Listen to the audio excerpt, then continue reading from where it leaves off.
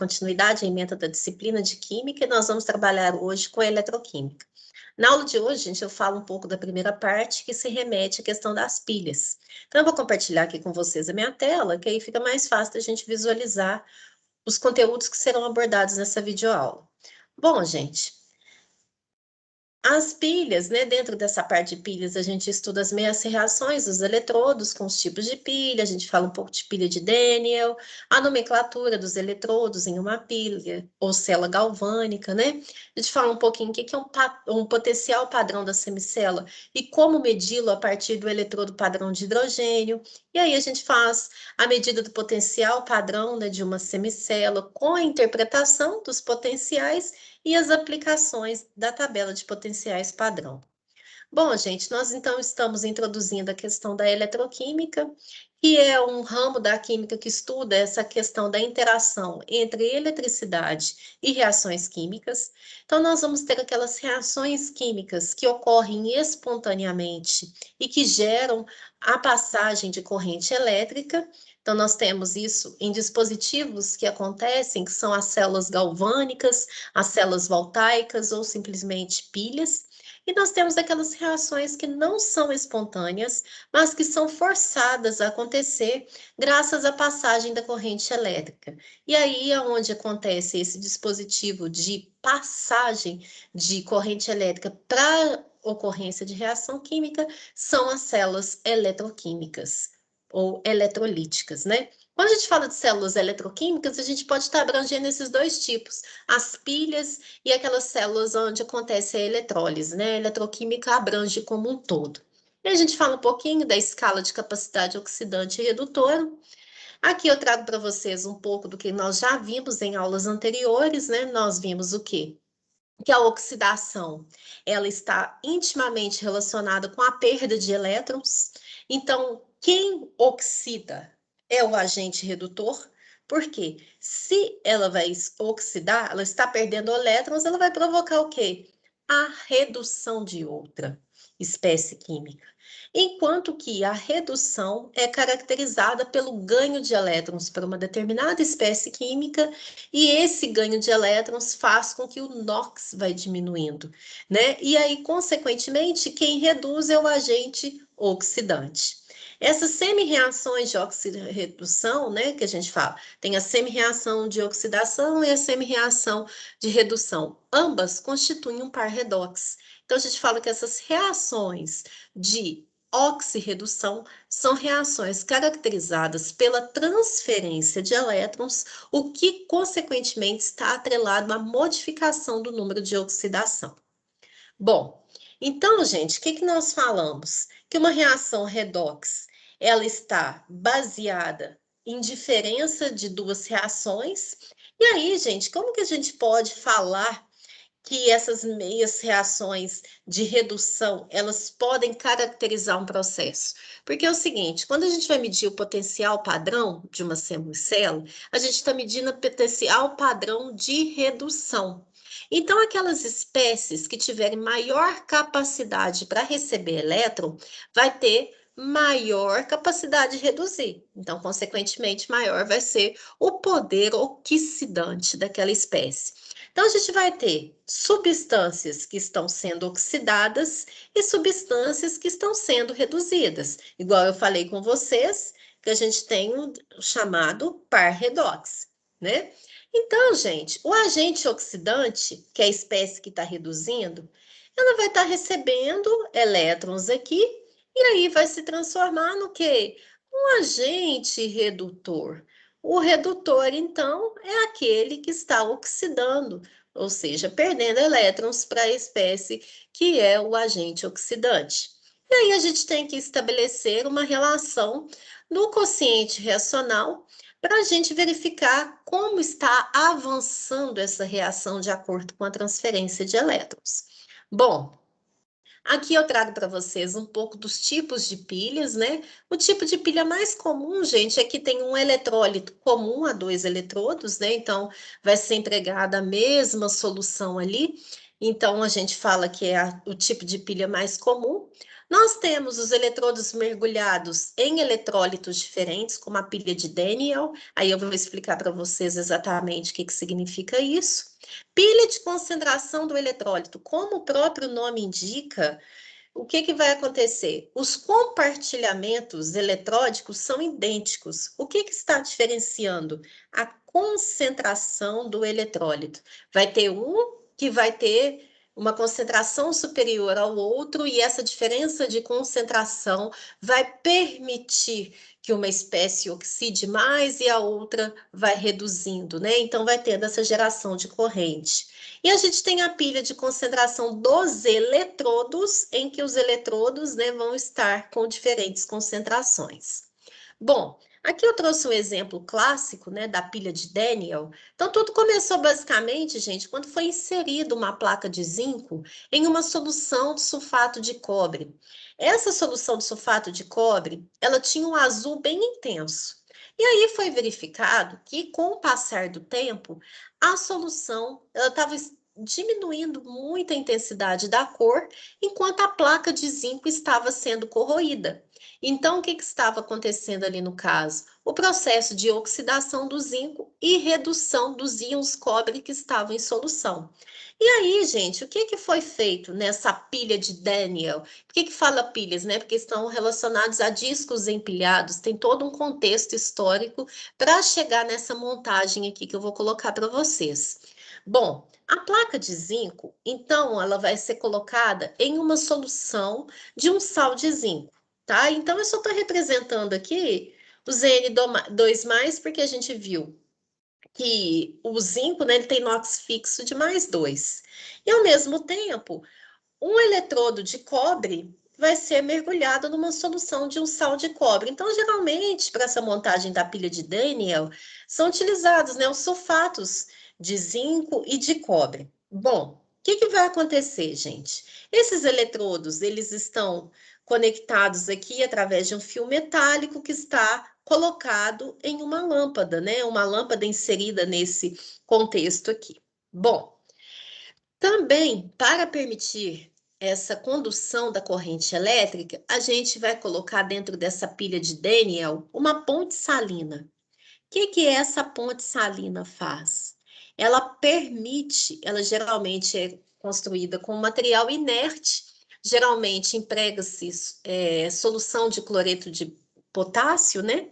E aí, através dessa ponte salina, os íons que estão em excesso na solução, eles vão sendo transportados de uma região para outra para evitar com que os elétrons que estão sendo perdidos e serem recebidos, para não deixar que isso aconteça de forma desagradável ali na pilha, né? Então, por exemplo, a espécie que está perdendo elétrons, o que está acontecendo? A gente vai ver que com o passar do tempo, a placa de zinco ela vai sendo desgastada e o zinco que estava na forma sólida vai para a solução. Então, teria o quê? Um aumento da concentração de íons positivos aqui. E aí, esses íons positivos, eles poderiam atrair eletrostaticamente esses elétrons e impedir a passagem da corrente elétrica. Então, esses íons que estão ficando em excesso, ou no caso, aqui os íons positivos vão ficar em deficiência, o que acontece? O íon negativo aqui vai estar em excesso. Então, aqui tem a passagem desses íons em formato de uma ponte para permitir que haja condução da corrente elétrica. Então, gente, foi conectada essa ponte salina, e aí o que foi observado com o tempo? Conforme eu já descrevi para vocês, observou aquele experimento inicial. A placa de zinco, ela estava sendo desgastada. Então, quer dizer que o zinco que estava aqui na forma sólida, ele foi passando para a solução. Ok, então quer dizer que está acontecendo um processo de oxidação, ó. O zinco que está com NOx 0, ele passou para +2, então está com duas cargas positivas, é porque está passando 2 elétrons ali para cada átomo de zinco. Ao passo que o Cu2+, Ao receber esses elétrons, ele tende o quê? A diminuir a sua concentração. Então, se vocês observarem, o azul está mais intenso no início do que no final. Então, o CO2+ está recebendo esses elétrons e se depositando na forma de CO sólido. E aí a gente tem esse processo aqui, tá? Bom, então como que a gente pode fazer uma representação relacionando com o funcionamento da pilha de Daniel? Gente, o acendimento da pilha, né, da lâmpada, desculpa, na pilha de Daniel, ela só foi possível porque tem essa passagem de corrente elétrica. O que é a corrente elétrica? Nada mais é do que a movimentação ordenada dos elétrons ali no fio metálico, né? Então, o acendimento da lâmpada é garantido pelo conjunto constituído pelo fio metálico, mais a ponte salina, mais esses dois eletrodos, né? E aí isso fornece condições para movimentação ordenada de cargas elétricas, gerando a corrente elétrica.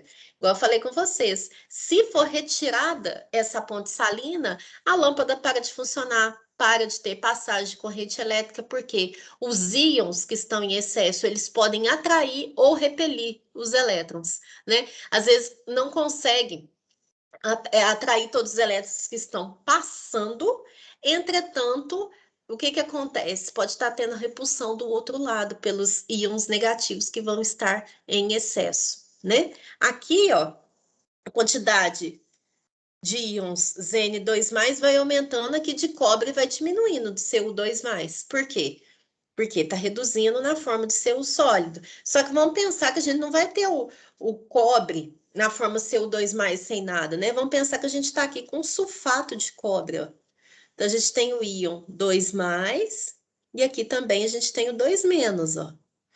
O grupo sulfato que vale 2-. Então, se está ficando com deficiência de carga positiva, é porque vai ter uma maior quantidade de carga negativa. E aí, essa carga negativa pode repelir esses elétrons que também são detentores de carga negativa. Bom, a DDP, que é a diferença de potencial entre essas placas de cobre e de zinco, se for substituída, né, por um voltímetro, então vamos supor que a gente pegou aquela lâmpada e substituiu por um voltímetro para medir a diferença de potencial. Vai dar 1,10. Depois a gente vai entender por que chegou nesse valor. E aí, esse 1,10 positivo aqui, ó, vai indicar que é uma reação espontânea. Então, a gente vai encontrar essa reação na natureza de forma espontânea, né? Se a gente conectar esses fios, montar um aparato, é uma reação espontânea, tá? O potencial do eletrodo do cobre é maior do que o eletrodo de zinco. Eu falei com vocês lá no início que a gente mede o potencial de redução, de receber elétrons. Então, o potencial positivo, a gente está fazendo o potencial de quem recebe, menos o potencial de quem doa. Então, se deu um resultado positivo para DDP, isso quer dizer que o potencial do eletrodo de cobre, né, na verdade, ali do cobre para reduzir a CU0, desculpa, vai ser maior do que seria para o zinco reduzir a Zn sólido, né? Então, a gente viu também que enquanto a concentração dos íons Cu2+ vai diminuindo naquela solução da direita, a concentração dos íons zinco vai aumentando justamente porque está acontecendo a corrosão da placa de zinco. A placa de zinco sofre corrosão e sobre a placa de cobre deposita-se mais cobre, né? Então, quer dizer que ela vai aumentando a sua massa em relação à massa inicial. Os elétrons, eles vão fluir pelo fio metálico, né, da placa de zinco em relação à placa de cobre. Então, nós temos a oxidação do zinco, ó. O zinco está passando para Zn2+, perdendo 2 elétrons. O cobre que estava em solução, ele vai receber esses 2 elétrons e transformar em Cu sólido. Então, a gente tem semi-reações que a gente fala de oxidação e de redução. Então, gente, o eletrodo de zinco, ele tem menor potencial. E aí a gente fala que ele é o polo negativo da pilha. E aí a gente fala que o polo negativo, a gente vai ter umas nomenclaturas para eletrodos, ó. Numa pilha a gente tem ânodo e CPR, ó. Na pilha, o polo negativo está acontecendo a oxidação e é um ânodo, E o polo positivo está acontecendo a redução e é o cátodo. Então, como que o eletrodo de cobre ele tem maior potencial? Ele é o polo positivo da pilha. A corrente elétrica, né, gente, consiste do fluxo ordenado dessas cargas elétricas, o fio metálico. Por que que é o fio metálico? Porque os metais ali, eles têm aquela questão do mar de elétrons, né? Então, permite essa passagem dos elétrons ali dentro do seu interior. E as soluções, elas vão ter a ponte salina, em que vai permitir essa movimentação dos íons que estão em excesso. Então, a pilha de Daniel, ela é constituída por duas partes. Ela tem a parte externa, constituída por esses fios metálicos, e tem a parte interna, que é a corrente que atravessa soluções aquosas vai ser o quê? O fluxo ordenado de cátions e ânions, que são os íons ali envolvidos, né?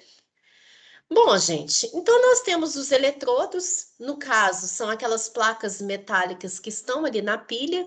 Já falei com vocês a respeito, né, que o eletrodo onde acontece a oxidação é o ânodo, aonde acontece a redução é o cátodo, e aí falei também um pouco das semi-reações. Então, a semi-reação que está envolvida no ânodo, que é o polo negativo, é a oxidação, que a gente já viu, e no cátodo, a redução, conforme nós já vimos. Bom, como que eu posso fazer uma representação de processos que estão acontecendo e fazer uma representação esquemática para uma célula galvânica? O que que eu faço, gente? Eu vou fazer essa representação de acordo com o fluxo de elétrons. Eu sempre ponho o estado inicial, o estado final e o que que acontece em cada semicela. Então, vamos imaginar que a gente vai fazer, ó, o zinco. Inicialmente, ele estava na forma sólida e ele passou para a forma aquosa, tá? Enquanto que no outro parte, né, do circuito ali, onde está acontecendo a redução, os íons cobre que estavam em solução vão se depositar na forma de cobre sólido.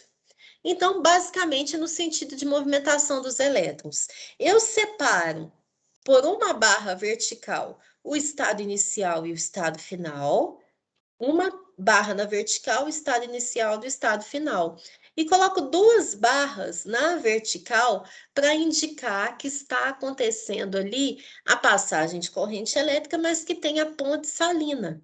Então, esse aqui é indicativo que tem a ponte salina para manutenção do funcionamento da pilha. Basicamente é isso. Então, eu coloco o ânodo e o cátodo, tá? Que está acontecendo no ânodo e o que está acontecendo no cátodo. O número de elétrons perdidos, gente, tem que ser igual ao número de elétrons recebidos para a gente chegar na reação global. Porque na reação global a gente soma essas duas semi-reações aqui, ó. E a gente tem que cancelar o número de elétrons perdidos e o número de elétrons recebidos. Se for diferente, nós temos que multiplicar por algum número que permita o cancelamento. Vamos supor que aqui estivesse perdendo 3 e que estivesse perdendo 2. Aí eu teria que, perdendo 3, recebendo 2, desculpa. Aqui eu teria que multiplicar a equação toda por 2 e aqui multiplicar a equação toda por 3, porque aí o número de elétrons perdidos seria igual ao número de elétrons recebidos. Bom, gente, então quando a gente fala de potencial da célula, a gente está falando com a capacidade que uma reação da célula tem de forçar os elétrons através do circuito, né? A diferença de potencial elétrico entre os polos de uma célula galvânica, né, é o ΔE. E aí, se esse ΔE for medido nas condições padrão, as concentrações dos íons estão ali em 1 mol por litro, a pressão empregada, caso seja gases, é de 100 kPa, e se estiver trabalhando na temperatura de 25 graus Celsius, aí já vai ser denominada como diferença potencial padrão, porque vai estar nas condições padrão. Então, se a gente fala que é a capacidade da célula de forçar elétrons através de um circuito, isso vai ser nada mais do que a diferença do potencial padrão do cátodo menos a diferença do potencial padrão do ânodo. Então, a gente sempre está falando daquele potencial de receber menos o potencial daquele que está doando. Aí, gente, a pilha ela vai funcionando ali, então, enquanto não atingir o equilíbrio químico, ela vai estar efetuando o trabalho, né? Um trabalho não expansivo, porque é um trabalho elétrico que a gente está falando, não tem aumento de volume, né? Mas aí vai acontecendo essa geração de trabalho elétrico. E aí, esse trabalho que vai sendo gerado por essa transferência de elétrons vai determinar a quantidade de elétrons e vai depender da diferença de potencial. Geralmente, gente, quando o potencial da pilha é muito grande, o que vai acontecer? Essa quantidade de elétrons que está sendo transferida ali pode realizar uma grande quantidade de trabalho, tá? Bom, aí eu falei com vocês daqueles potenciais padrão. Ah, eu vou pegar o potencial padrão do cátodo e subtrair do ânodo. Mas como que eu determino esses potenciais padrão? Gente, ele é baseado num eletrodo padrão, que é um eletrodo padrão de hidrogênio.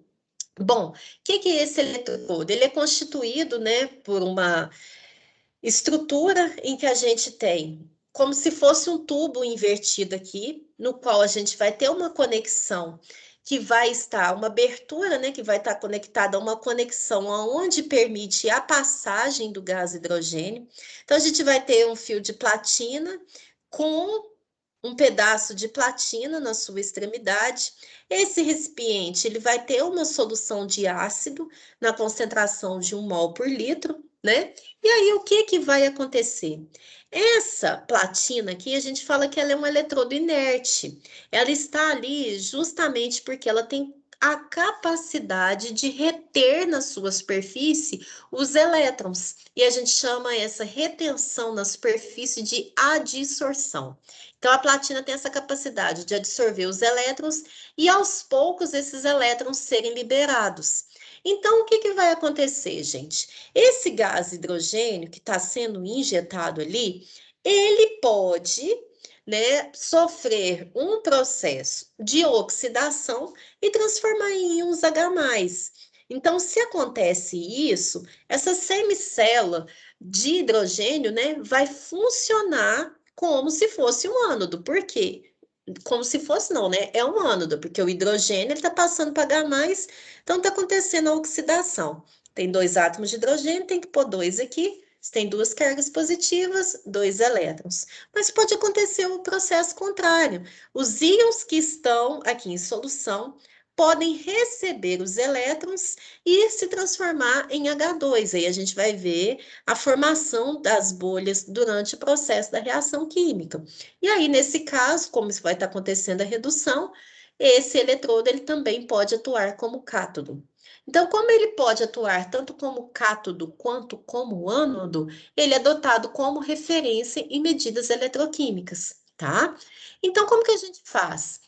Todas as outras semicelas que a gente quer determinar o potencial padrão, a gente combina com esse eletrodo padrão de hidrogênio, porque se ele é adotado como referência, ele vai ser de zero, né, o valor ali do seu potencial. Então, aqui eu coloquei alguns exemplos, em um que ele vai estar atuando como cátodo e o outro ele vai estar atuando como ânodo.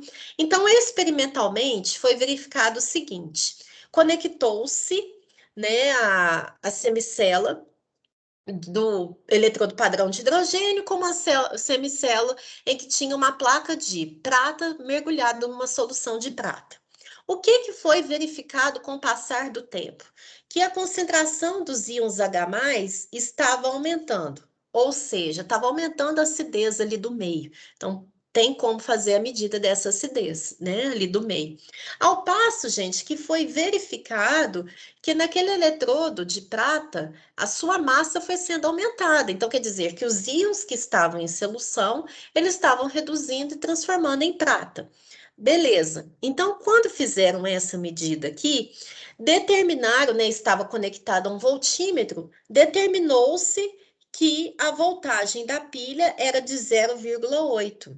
Então, quer dizer que, como a voltagem da pilha como um todo é de 0,8 e essa variação dessa que a gente fala, né, a variação entre a capacidade de receber e a capacidade de doar é 0,8. A gente sabe que a diferença entre o cátodo e o ânodo, qual que vai ser o potencial do cátodo, sabendo que do ânodo vai ser 0,8.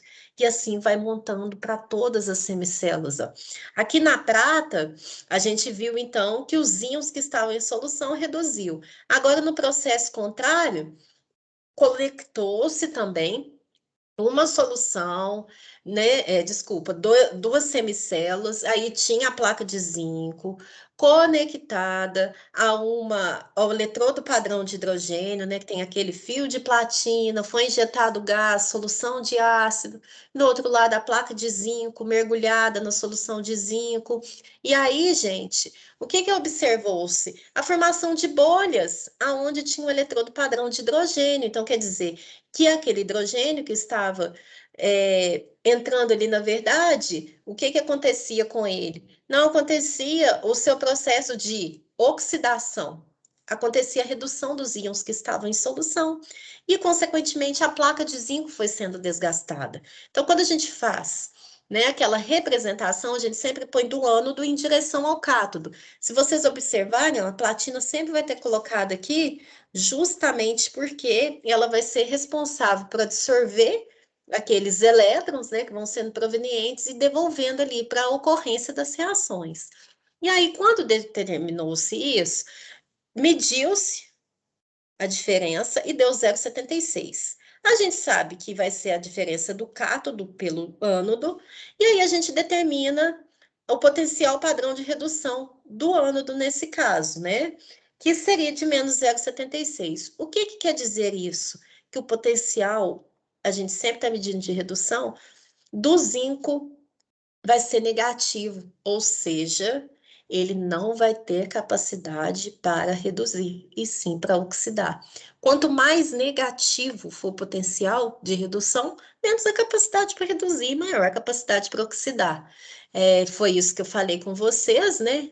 Então, com relação, quanto maior o potencial padrão de uma semicélula, maior a tendência de receber elétrons, ou seja, acontecer redução, e aí a gente vai ter um maior potencial. E aí vocês podem ver que todos os livros têm tabelado todos aqueles potenciais padrão de redução da semicélula. Bom, aí com isso a gente consegue prever a força eletromotriz de uma pilha, né? Porque essa diferença de potencial de uma pilha entre os seus terminais, quando não está sendo usada para gerar corrente elétrica, a gente vai fazendo a questão daquele equilíbrio químico, né? Então, enquanto não atingir o equilíbrio químico, está acontecendo aquela transferência de elétrons ali. Quanto maior for essa diferença de potencial entre duas semicélulas, maior a tendência de geração de corrente elétrica. A gente pode comparar a força de oxidantes e redutores através dessa tabela. Olha aqui um exemplo que eu coloco. Nós temos vários íons aqui em solução, né? Nós temos N2+, Fe2+, e Cu2+. E aí a gente está medindo o potencial de receber elétrons. Quem tem maior potencial para receber os elétrons são esses íons aqui, ó, Cu2+, né? E aí, quem recebe os elétrons, ele está reduzindo, então é um poder oxidante, vai ser maior. Então, o poder oxidante do Zn2+, vai ser menor do que do Fe2+, que por sua vez vai ser menor do que o Cu2+. Quando a gente está falando de poder redutor, a gente está falando dos processos contrários. Então, o que que vai acontecer? Vai ser essas reações no sentido oposto, ó, com a inversão no valor do potencial ali. Se a gente quiser, ó, fazer isso aqui, ó, o potencial seria de 0,76. Aqui mais 0,44 e menos 0,34. Então, gente, o zinco, ele oxida muito mais fácil que o ferro e o ferro muito mais fácil que o cobre. Consequentemente, se a gente olha a questão de poder redutor, como esse aqui não oxida com facilidade, ele vai ter menor poder redutor que o ferro, e o ferro vai ter menor poder redutor que o zinco. Olha como que a gente determina o ΔE de uma pilha, igual a gente mede a voltagem lá. Vai ser o potencial do cátodo menos do ânodo. Do cátodo de receber elétrons, menos o do ânodo, daquela pilha de Daniell, né? Aí vai dar 1,10, que é aquele valor que a gente encontrou lá, que eu falei que ia falar com vocês. Bom, gente, aí a gente pode falar, né, das reações espontâneas ou não, conforme eu calculei para vocês. Deu 1,10, né, o potencial do cátodo menos o do ânodo, então a gente tem uma reação espontânea. Essas reações espontâneas acontecem nas células voltaicas ou simplesmente pilhas, também vocês podem encontrar células galvânicas. E as reações não espontâneas são aquelas que, quando a gente calcula o ΔE, vai dar um valor negativo. E aí, por fim, gente, a gente fala que então que essa eletroquímica ela é um ramo da ciência que estuda, né, tanto a questão das reações químicas espontâneas para produzir eletricidade, quanto o uso da eletricidade para forçar as reações que não são espontâneas de acontecerem. E aí, as pílulas, as células galvânicas ou células voltaicas são aqueles dispositivos nos quais acontecem os processos espontâneos. Bom, gente, o que eu tinha para falar com vocês na aula de hoje era isso, e eu me coloco à disposição para esclarecer possíveis dúvidas. Um abraço a todos.